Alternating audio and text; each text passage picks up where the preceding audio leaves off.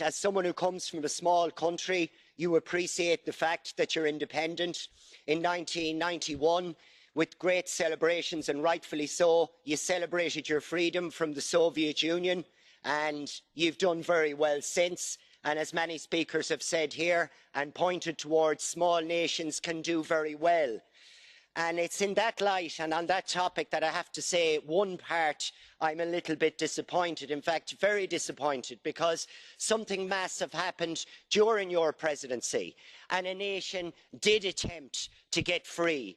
Catalonia attempted to get free. They had a referendum, but you made a very glib statement on it. Spain is a democratic state based on the rule of law. Where was the rule of law when people were being beaten up at polling stations? Where was the rule of law when people were bloodied, when people were denied their democratic right?